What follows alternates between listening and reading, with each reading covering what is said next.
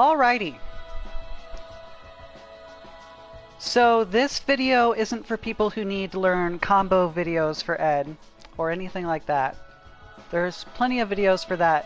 So this is more about learning the fundamentals of Street Fighter at the basic level and dealing with the frustrations in the game that can be caused. And the reason we're doing this sort of thing with Ed is a perfect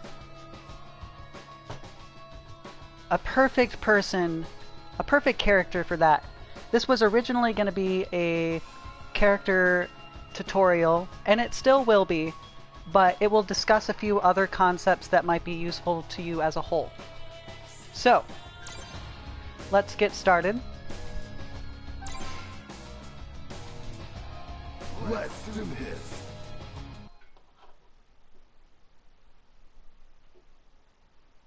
Also, hi everyone, my name is Rillian and I will be your co-anchor for this evening, or morning, depending on when you're watching this video. Union Station.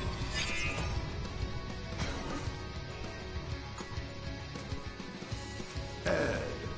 Yeah, they didn't give us all the colors after. Judy.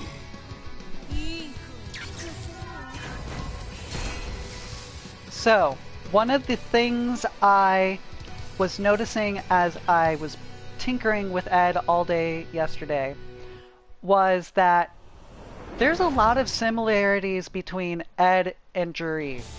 It's actually kind of weird, because if you look at their like special moves and all that stuff, you wouldn't initially think that, but as we looked at the frame data for Ed's moves a little more,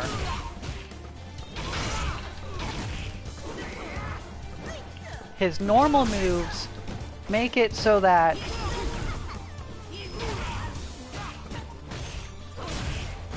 they have very similar ways of approaching situations. Even their heavy kick crush counter combos are very similar, which I would not have expected given the concept they were initially going for.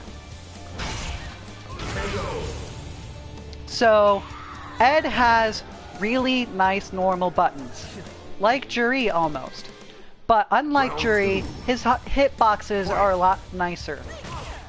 The trade-off for this is that Juri's limbs are a little longer.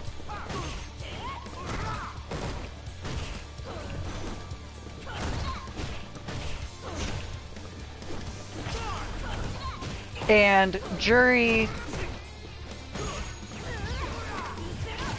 in turn, can get punished at a different timing. Ed gets punished as he's getting the move out, but not when the move has started. Juri, on the other hand, can get punished due to her light hitboxes throughout the entire thing.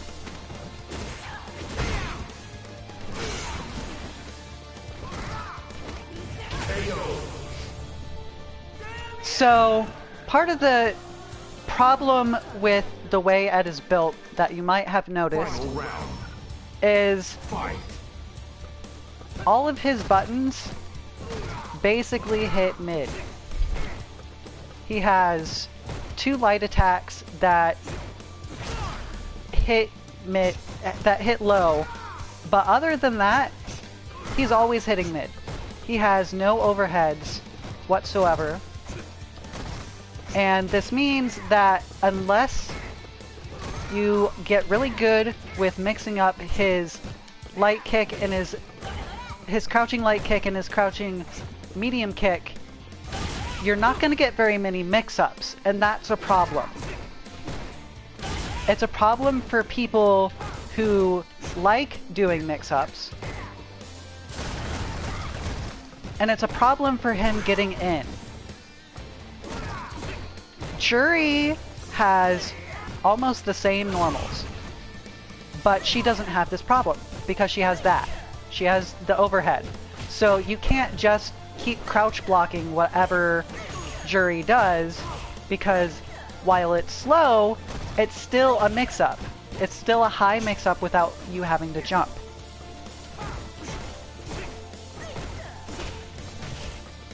Now, this is okay. Ed doesn't necessarily need to do that. He doesn't need to be the character that has an overhead that can open you up. But what you need to do as Ed is you need to learn your cross-ups a lot more than you would for Jury, even though her cross-ups are where she gets a lot of her damage. Ed's only option for getting damage is either doing a cross-up of some form or throwing. Ed is always such a charmer. Alright. So, good buttons. Almost all of them plus on block. There's very few that are minus unless they're obviously minus. You were going to say, Rillian? Let's do this.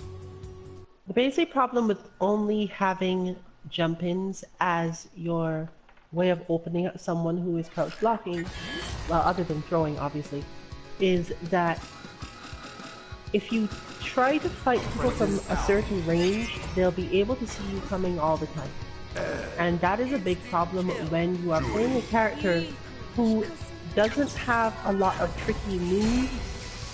His mobility, while really good, is also really obvious. And the other issue there is, if you just can't deal with having to spend that much time trying to open someone up, Ed can be a really frustrating character overall. Let's say if you don't like throwing and you'd rather actually just hit people. Or you can't manage to get people to not tech your throws, then you've basically got no offense to someone who just decides to do this. I mean, he has decent chip damage, but a lot of what he does is obvious enough. It's not a matter of him getting in, because you could just use Psycho Knuckle to get in. But once you're in, what do you do? And furthermore, that's the huge problem. Psycho Knuckle makes you switch sides. So even if you push me to the corner, you no longer get corner pressure from getting in like that. So if I'm keeping you out, now I've got the whole screen to run away from you again, and maybe I could even backdash out of your Psycho Knuckle and damage you. I'm pretty sure that's one of the few ways to punish Psycho Knuckle too, is to just backdash and whiff punish him. Because he's... I don't think he can be whiff punished outright. You'd have to be really expecting it. You'd have to be super fast on the Psycho Knuckle reaction, even with a good backdash, because of the way that the Psycho Knuckle comes out. But if you felt he was going to do it, it's just another option, whereas with Balrog you can't really just backdash. Here you get both backdash and neutral jump, which is kind of an issue. So if you don't really feel as if you can open people up without basic mix-ups of that type, while Ed will still be a character you can play, you'll feel really constricted a lot of the time in terms of his tools. Because your only option is throw. And you don't have command throw. And that's what makes Grapplers able to do this. They have a way to throw someone that the person can't tech out of. But I can keep this up all day. I can even do this on reaction because I assume that if you jump, I'll still be able to... Time over. Since we're so close in frame data, if you neutral jump, then I still recover from my throw in time to do that. All I have to do is wait literally just long enough to think that you were throwing. And that's it. See, the reason why the overhead is so important, and the reason why it's the first thing we talk about, is because if the person doesn't need to fear an overhead, they have no reason to not crouch block, and therefore make all of your mix-ups involving your crouching light kicks and medium kicks completely useless. So there is one way to fix this, of course, but it's unreliable. And that is throwing. Now his throw range is really nice for his character archetype. It's pretty close to Jury's, not better, a little bit worse, but fairly close. And Jury's throw game is pretty ridiculous. because she has so many meaties off it. Bison, likewise, his throw range is good and he gets meaties off it. Ed, well, let's explore that a little more. Let's just say. From what we've seen, and from the data that's been collected on the internet, for those of you who are frame data fans, Ed is actually able to be plus after his throw. In other words, if your opponent does their quick rise as quickly as they can after you throw them, and note again, for those who are not too familiar, all quick rises, in other words, if you hit either back roll or regular quick rise off a throw, you will always quick rise anyway. There is no back roll off a throw. So in terms of frame data, in terms of counting the amount of time that things balance out, there is no difference. As an Ed player, basically once you throw someone, there is a set amount of time that they are going to spend on the ground, and you can take advantage of that time by dashing. The information we've got so far is that it seems as if Ed is +2 after his dash. For those who don't look into the frame data too much, that basically means that he can hit a 5 frame normal, a medium normal most of the time, use the biggest medium button, and your opponent will not be able to do anything about it. This is only true for characters who don't have really quick jabs though, because apparently Ed doesn't have any 5 frame normals. So if Ed does throw you, he's supposed to be able to dash in and get something, at least off the forward throw. But the question is he close enough to do that if I quick rise? You can see what happens when I don't quick rise, of course. But Jury is the opposite of this. If Jury does that, she's right next to you, she can just sweep you. Even if you quick rise, I'm pretty sure she just sweeps you. So, to have a forward throw that just lets you set up meaty pressure, to have a back throw that lets you set up the position you want, both of these things are really powerful. And Bison has this sort of thing as well. Characters that have this are generally not pressure characters, but they've got a lot of ways to make your opponent uncomfortable to allow them to do other mix-ups, because being thrown becomes a problem. But let's do some quick rise stuff for Ed.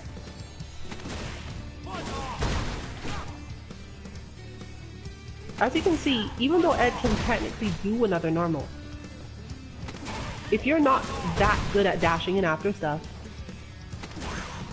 you have at least a risk. And if you are good at dashing in after stuff even, he's still kind of far out.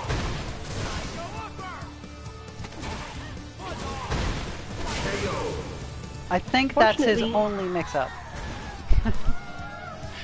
Fortunately, that works primarily because, like, I'm hitting the wrong button when I'm quick rising. The button I'm hitting to quick rise is also the wrong button for hitting quickly. So you've got that when you have EX meter because he has invincibility on it.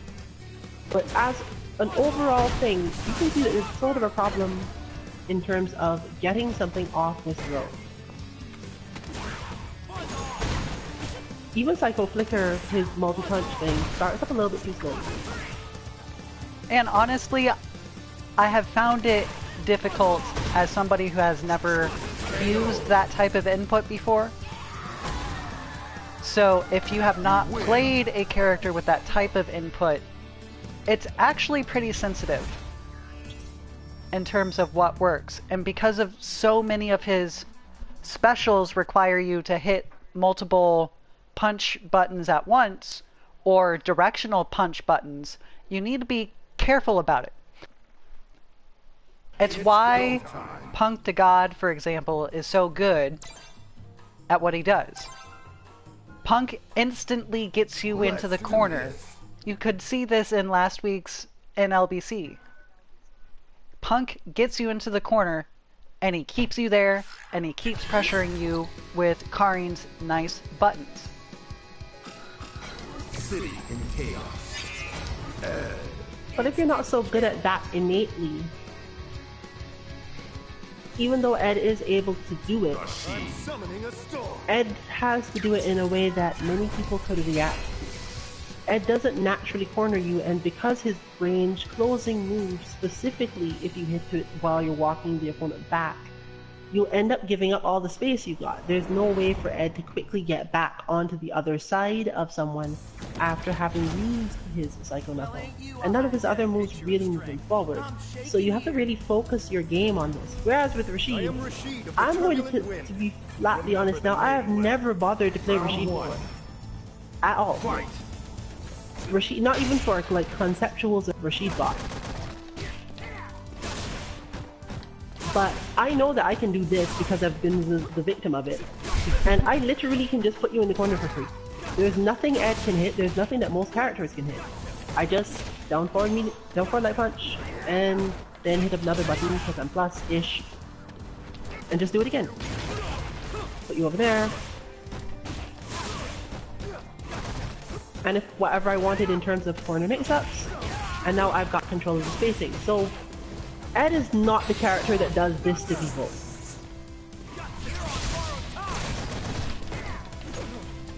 And if you need a character like that, you can practice with him to a point, but it would be hard to play him as a serious thing, because you'd be better off just randomly doing Rashid stuff. As I said, I've never played Rashid before, but I know how to get people into the corner. And they can't do anything about it. This is basically just completely safe for against most characters. There's some invincible stuff they can do, but he can stop, he can be annoying, he can hit slower buttons, randomly wait longer. Even this is almost ridiculous in that he goes forward a little bit when he does it. So. You can see that Ed has nothing like this. Ed's had that, which doesn't serve the purpose.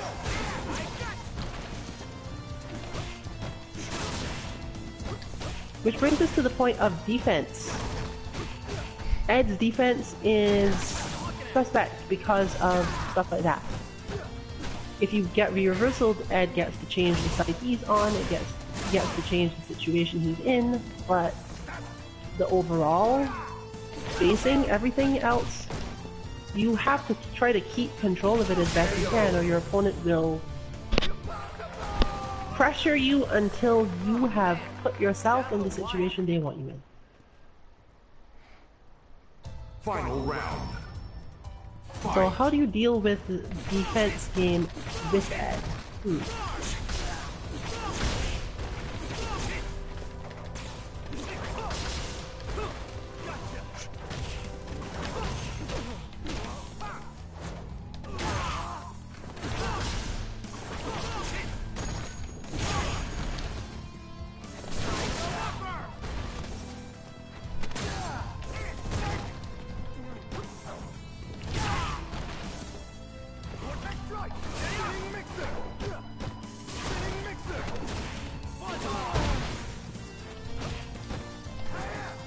If you watch this carefully enough, you'll understand that Ed's longer moves are helpful, but not actually that helpful. His standing heavy punch is actually 11 frames, so it's literally even slower than Bison's. I'm pretty sure Bison's is only 10. Ed's reaches a little further, but Bison can use his in more situations. And Ed will basically try to clip you with it rather than using it in a specific strategic way.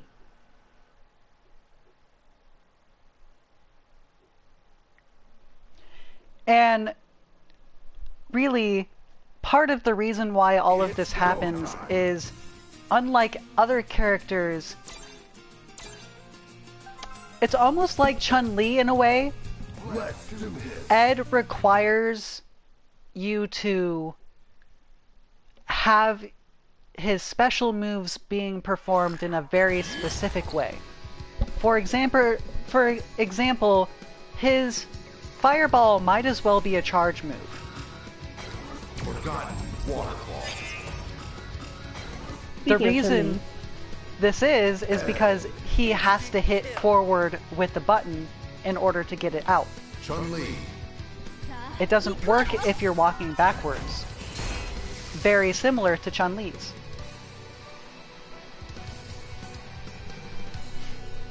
He has the advantage of not needing to hold a charge. He doesn't have to walk backward.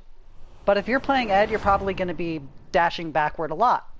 So it becomes a very similar situation where you're on advantage, sort of, because of how good his backdash is. But in order to maintain that position, you must stay still for a bit and throw out a button. Throw out a special. So as you'll see, for example, that did nothing.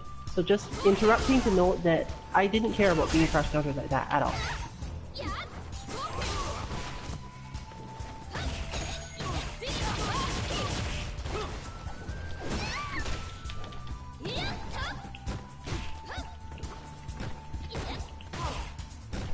But this sort of ambiguous pressure that Chun-Li can do, Ed doesn't seem to have it in any form.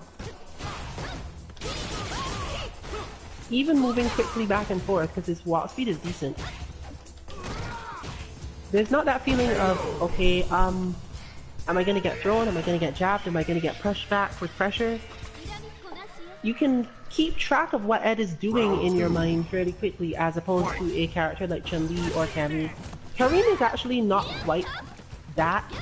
Cammy and Chun-Li are basically the poster girls for, oh, I'm going to hit buttons and you can stay there and figure out which buttons I'm hitting.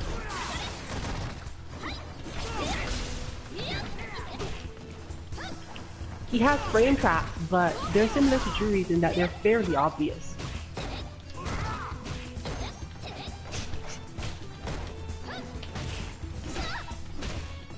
So your defenses against ambiguous pressure are different, especially depending on your reactions.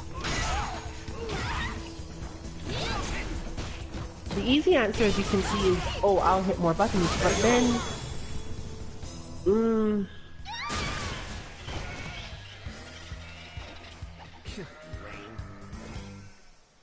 Final round. Then you have to deal with the bigger problem. Basic defense against stuff and anti-airs.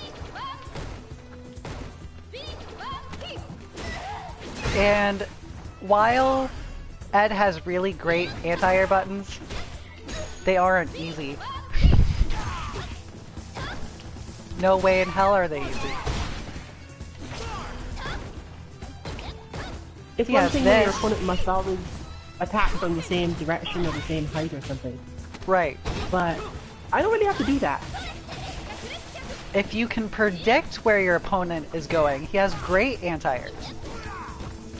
But like that, for example, doesn't have very good hitbox in terms of how big it is, so you have to be pretty precise with it. Same with his medium kick. In fact, that basically sums up why I think Ed is a technical character.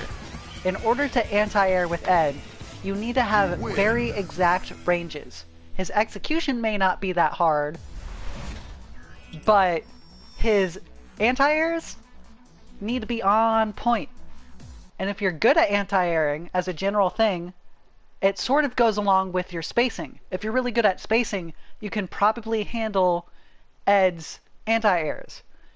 If you're good at anti-airs, you can probably get through a lot of bronze because most of what people do in bronze is jump in. Let's do this. So, is he the best character when it comes to anti-airs? Not really, but that's not really the point of Ed. The point of Ed is to have tools for everything. They do allow you to have all the stages. I was not... Yes. Smooth jazz music. Anyway. He's definitely close to the level of execution specifics that Juri is.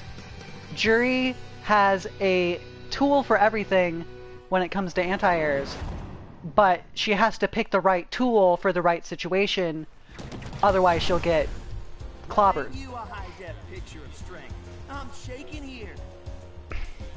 On the other hand, there are characters who, once you get used to it, if you find this to be difficult, Fight. and you still want to keep on pressure, once again, Cammy is basically your character. Cammy can basically hit one button to anti-air nearly everything. Ibuki isn't too far off either. And of course, despite the fact that Ed is fundamentally trained by Balrog, Balrog's anti-airs are way better. Because with Ed, you're basically looking for a trick somewhere. The good thing is that he ends up spacing himself so far out that it's hard to jump in on him. So you can learn a lot of the anti-air stuff, but there's no way that most people are going to feel comfortable hitting buttons there because they have to know where I'm going to be, and it doesn't work out that easily. The speed works once he's defended properly.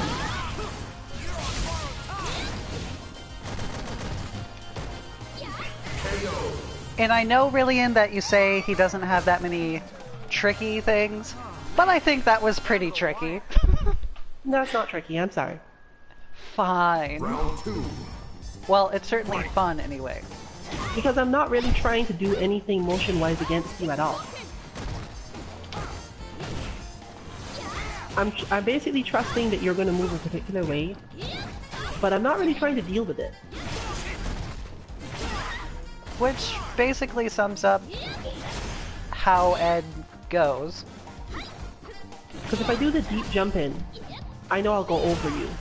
If I do the heavy punch jump in, different things will happen altogether. In fact, that is the first thing I've learned immediately about this matchup and this character. This is my jumping button against Ed. Because he won't be able to anti-air most of the time, and when he can anti-air, he will anti-air incorrectly, because I'll move to the far side of him. Or it'll trade like that. The good thing is that her jump is floaty, so you get a little more time to do certain things. But overall, yeah, that's what you need EX meter just to be sure. And that's a problem. Because he needs his EX meter, as you saw, to keep up his throw pressure and his dash pressure. So while there's not many things to spend for Ed on his EX meter, he relies on them so heavily for his gameplay that unless you're not building meter efficiently, you're gonna have problems. And if you use your meter inefficiently, you're gonna notice, you're gonna feel it while you're landing on the ground face first because you got dragon punched or got into a target combo from Ryu or anything like that. So you have to be careful. You have to be careful of how you use your meter, probably more than anybody else. And for a character who has as low damage as Ed, this makes him a learning experience for people who rely on easy damage. And that's actually why I'm still hesitant to say whether or not I want to play Ed, is I get put in that situation a lot. So I have to get good at it, which means I'm good at it, but at the same time I'm not really having fun when I have to constantly just focus on, okay, what stupid jump is this person gonna do next? But Let my beauty intoxicate. for me, the reason why I'm fine with that is because Ed's backdash is so good that if I feel like I can't handle an anti-air situation, I'll just dash back or dash forward depending. And that requires if you don't want to be on the back foot that much, then you're not really going to get away with much from there.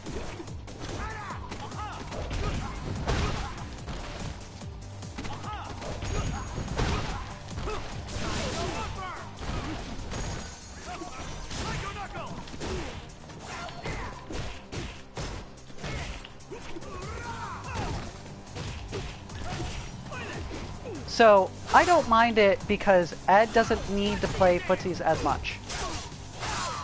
And that means jumping in isn't as big a problem.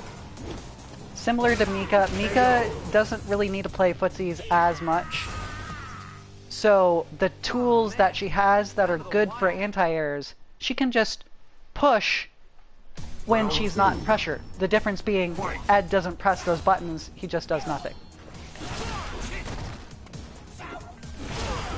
Also, that has a lot larger hitbox than I thought it did.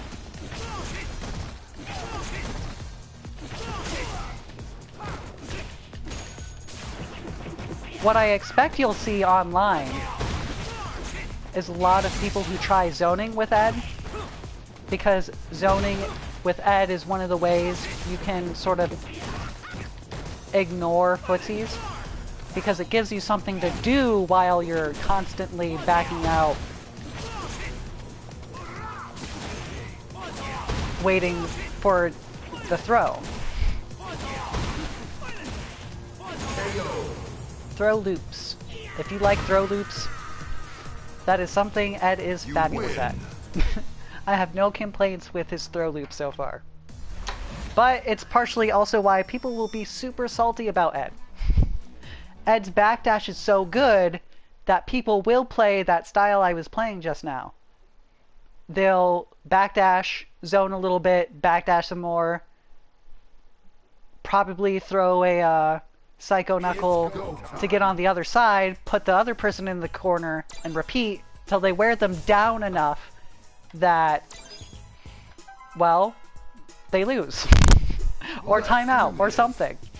Because Ed doesn't have to engage people. And I think that's one of the reasons why Ed works as a concept. Ed doesn't need to engage. But he has to be aware enough of other people's footsies Air Force Base. in order for it to work out. You can't ignore footsies, but you can evade the footsies. And that's the important distinction that I think will need to be looked at by someone who wants to play Ed but has come from characters who don't need to play footsies at all and don't need to pay attention to them, like Laura or Mika or Round one. got any other examples? Fight. Nope, not at the moment, actually. Well, But that leaves you with the other problem. If you say to yourself, okay, I'll play Ed in zone. Ryu is good because Ryu is both a zoner and a counter zoner. Like, if you know what you're doing with Ryu and get good at him, you don't have to be able to actually zone people. His zoning is there to make other people try to zone him back so he can do stuff like that. Now, at full screen it's probably bad, but you can do a bunch of stuff that Ed can't necessarily do with Ryu. The good thing about Ed's ability to zone is that if he's spaced right, you can see when he's going to do things, but he recovers fast enough that you can't do anything about it. Basically, if you throw that, most characters, if Ryu goes over that, can't block in time, because that's just a setup. But Ed can probably manage. Of course, if you do it on reaction, I think if you only do the punch, and Ryu does that, then you get a free punish there too. So counter zoning is a skill that you need for a lot of characters, and Ed has enough mix-ups to act as a counter zoner himself. Compared to Colleen, where he's not necessarily able to truly win when zoning because you have to make the EX decision too early into it. So if you're playing a regular zoning game against Ed, and you just do that, your opponent has fallen into a particular trap, and even if you know the timings, counter zoning can be difficult because Ryu, for example, will just do that. Nash will do something very similar. So even if he uses his ball to block their stuff, and they do that, they actually come out completely on top, I think. Because they've gotten to throw their fireball, they've gotten something out of their fireball, and they've also gotten to be near from blocking Ed's fireball. It's really his favor to zone much, or to play a counter zoning style game. And if you want to play a character who does that, you're definitely more so looking for Yurian or Ryu because they have so many options there. But Yurian can armor up, Yurian can set up Aegis Reflector once he's gotten the Messenger. And of course, just blocking is an option. The only time you really need to worry about blocking in zone being a bad thing is that it keeps you out altogether. But if you're a counter zoner, why do you care? And honestly, I think this is only technically Final round. Fight. useful against people that are Shotos. But the problem is, well, no, I suppose it works against Sonic Boom users too. But Shotos tend to have a parry, unless they're Kin. Nash has a parry. At least for fireballs. And Urien can shoot a double fireball, and Akuma can shoot a double fireball. Triple in his game. So, let's think about Fong for a second. Fong can throw 2 fireballs at you, but they go in an arc. So, you can block the one, but then the other one's gonna catch you in the recovery for this, because the recovery on Psycho Shot isn't that great. It's -4 on block. So, its recovery frames are pretty long. Yoga Fire, it might work good against. And it's probably the only one I'm confident in saying that Ed could probably successfully counter zone. But then you have the problem with Ed being in the wrong space in order to use his Psycho Burst-like thing in front of him and then the Psycho Shot. In order for him to do that, he has to be directly under the place where Dhalsim would use his fireball. And if he's there, that's where Dhalsim's normals work best. So, yeah, you're counter-zoning him, and you're winning, or at least holding even there, but now you're in the worst position possible to be against Dhalsim. So, overall, his zoning is more so there as a comfort, really, and to give you something to do while you're hanging back. But by no means is it there to win with zoning. And that is what you need to make sure you don't do when you're playing Ed. You don't want to fall into that autopilot that you can with Ryu or Akuma or Ken, where you can just hang back, throw fireballs, hope your opponent makes a few mistakes, and sit tight till they approach you when you use your good anti-airs. Round 1. You can't do that with Ed. That's not what Ed's design is for. Ed's design is more so for that sort of thing. You'll notice also that whenever he does his fireball, he does move forward slightly, which helps him against like Laura, but not so much against other characters who actually throw fireballs. Well, fireballs that are fast. So counter zoning is a definite thing to worry about here.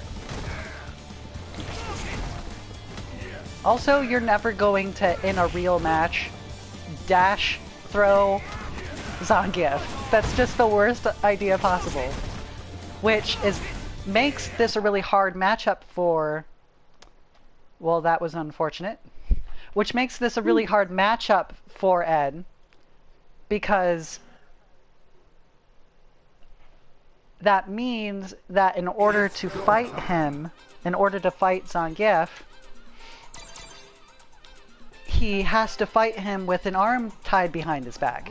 He can't do throw loop pressure, which is one of the ways to get your opponent used to the throw pressure so you can mix them up so they start pressing jab or something like that.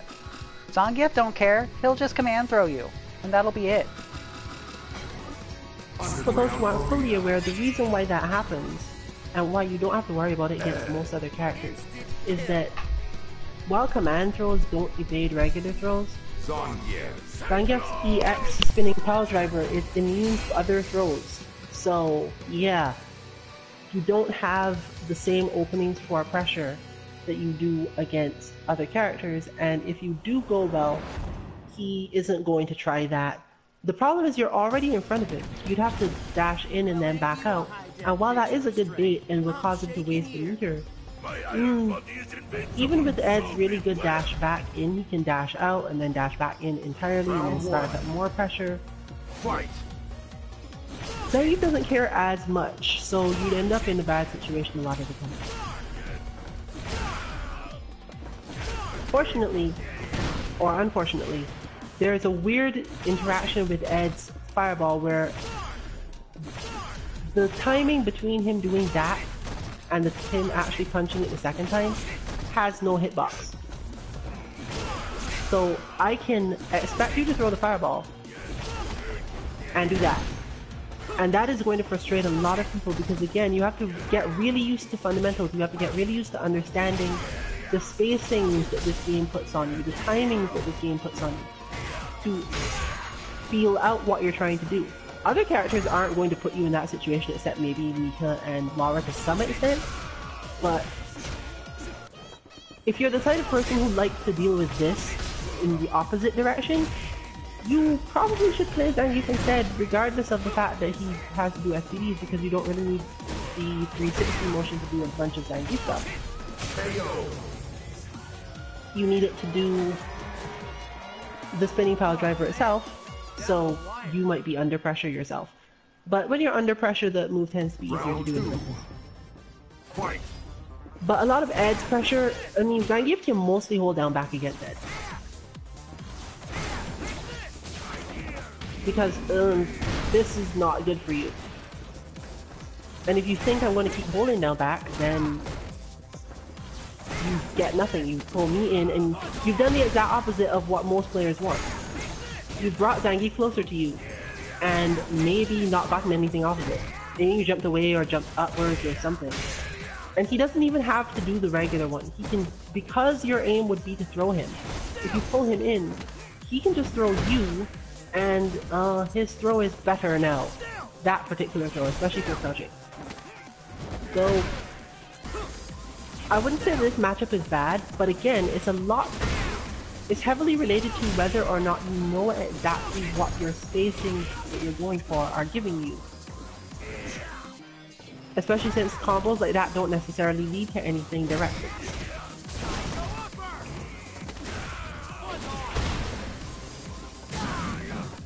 And that is also going to hit your little justice, so he does have another option. He has another option for... That is also something to note about his fireball. If Zangief sees you do that fireball, he can just do this. And he will, as far as I understand the spacing, there's only one spacing in the entire game where you will get away with that. Because Ed moves forward, even if mildly. If Zangief is in any way prepared for you doing that, you are the one taking the damage, and he'll push you back and everything. You could also not hit the fireball part, but then again, it's spacing. You'll notice that mostly it trades. And the Zangief player isn't the one who has to be fast about it. In fact, the slower they are, the better. Because if you do that and they're slow, it doesn't go well for you, so you're pushed back all the time and have to face all of these things. So yeah, I'm just gonna crouch block and wait it out. And then as soon as I think you're gonna throw, do something like this. So the basic concept of how to play Ed, we're not going into any of that because the 2MK group, as you know, is mostly about teaching you to play characters either through the bots or against the bots. And we'll be continuing with a basic stream on how to come up with the initial inputs for EdBot. This is useless right now because this recording is being made during the beta, and obviously since you cannot go into training mode, there is no EdBot. But for anyone who's interested in it, you can attempt to use the information we give in the next video and help your friends practice, or if you're going to create Battle Lounge because the Battle Lounges are working well, rather than actually fighting your friends or doing full things in the beta, just play as if you're attempting to input the EdBot yourself. Because the outcome will be that if you're getting it at least decently right, you technically will be the bot for them with no changes at all. And we're definitely going to see a lot of that during the next video,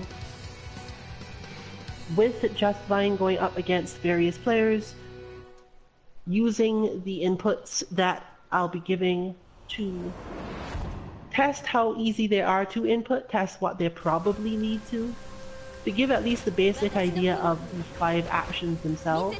It's not a character that will do a lot with hidden actions, but on the other hand, if Justvine is attempting to put in something and the opponent clicks her or something, you'll get more out of it that way. So look forward to that later today. In the meantime, just remember that if you want to play a style that Ed does not allow for,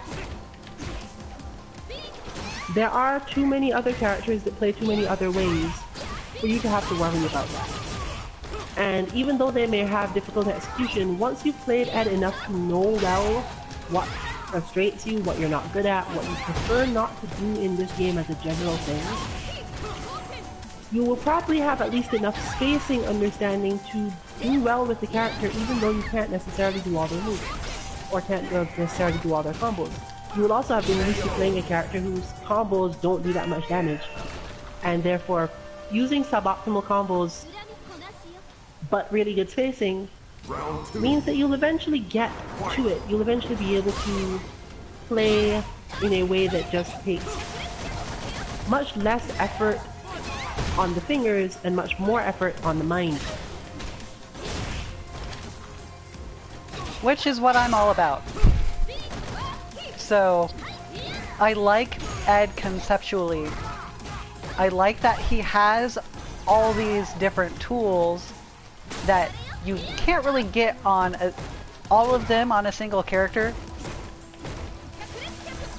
But as a result, he's mediocre at everything. But I'm okay with being mediocre at everything. One, it lets me get really good at the game for my skill level, even though I can't necessarily win as often.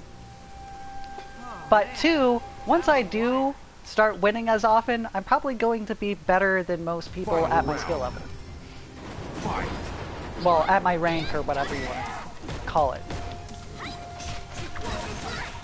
So, to me, I'm interested in the concept of using him to learn more about my own weaknesses so I can improve them quicker.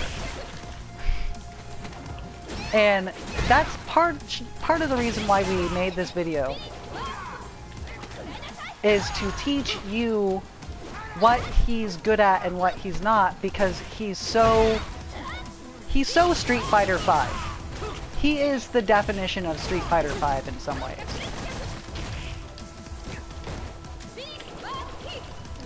Which means that he is capable of teaching you about who you want to be in this game.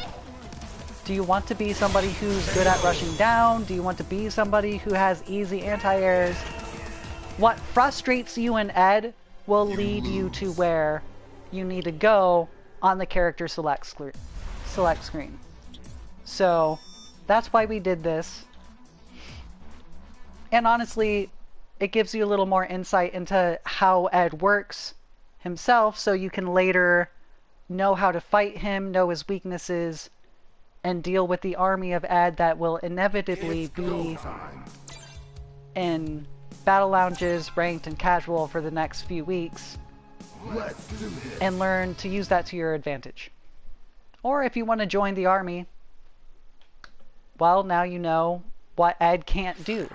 And in knowing what Ed can't do, you can focus on what he can do to learn how to play this game better. Instant kill.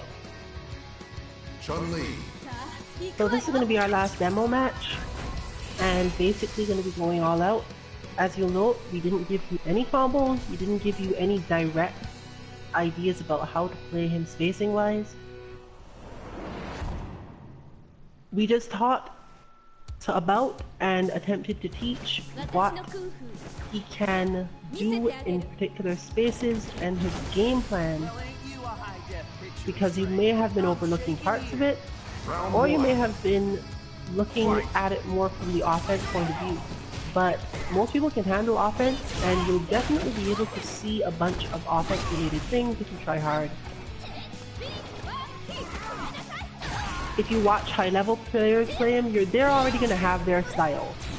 Even if they're testing him out, you're going to see the same sort of things. A high level player who plays Dalsim will play Ed a particular way. A high level player who plays Shuri will play Ed a particular way. None of these are necessarily the way to play Ed, which is what makes him different from many other characters. Many characters have at least 2 ways to play them. Some arguably only have one, depending on whether they're on offense or defense. But Ed really can be played a lot of ways. He just can't be played all of those ways well. Or more so spectacular.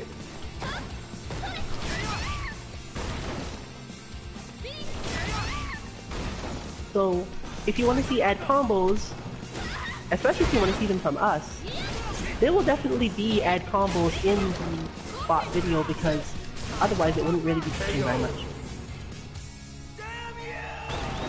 But this is a matter of figuring him out as a character overall, and figuring out other characters through what you understand of Ed if you're totally new to Street Fighter and are using him as your benchmark.